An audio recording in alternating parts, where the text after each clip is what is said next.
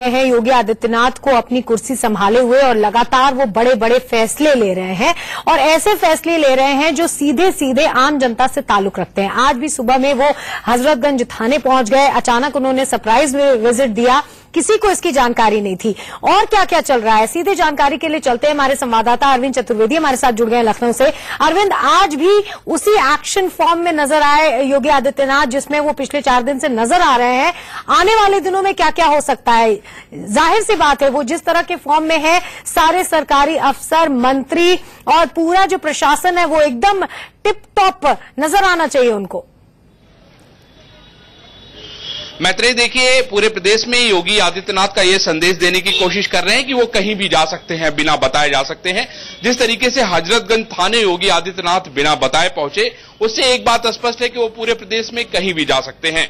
और जो सूत्र बताते हैं वो योगी आदित्यनाथ यही करेंगे, क्योंकि जब जानकारी मिल जाती है तब किसी को संभलने का मौका मिलता है और जानकारी नहीं होती है तो शायद चोरी पकड़ी जाती है। योगी आदित्यनाथ चोरी पकड़ना चाहते हैं कि कहां गलत हो रहा है, कहां पे सरकार ठीक से काम नहीं कर रही है, कहां के अफसर लापरवाह हैं। इसको कहीं ना कहीं वो देखना चाहते हैं औचक निरीक्षण के जरिए। और शायद हजरतगंज आज इसका पहला उदाहरण बना। इसके पहले शायद कोई मुख्यमंत्री वहां नहीं गया था। जिस तरीके से योगी आदित्यनाथ ने बिना एसएसपी को जानकारी दिए डीजीपी और आईजी महोदय के साथ वहां का दौरा किया और हर कमरे में जाकर नीचे के लोगों से बातचीत की, ऊपर के लोगों से बातचीत की और उसमें कम से कम कोई न कोई तारतम्य निकालने की कोशिश करेंगे। और उनका जो संदेश है, खास तौर पे करप्शन को लेकर जीरो टॉलरेंस और जनता की समस्याओं को लेकर तुरंत उसका निराकरण होना चाहिए, उस पर भी जीरो टॉलरेंस है और इस मामले में कोई भी माफी नहीं है। और शायद यही संदेश योगी देने की कोशिश कर रहे हैं। बिल्कुल, मुख्यमंत्री ये कह रहे थे कि अब कानून का राज होगा उत्तर प्रदेश में। अरविंद जी, ये बताइए कि नकल को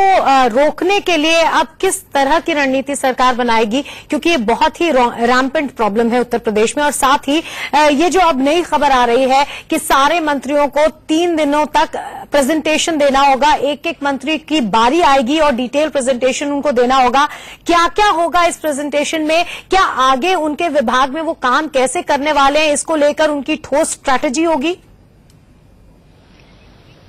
मैत्रेय, देखिए, जो प्रेजेंटेशन होगा वो संकल्प पत्र को लेकर होगा।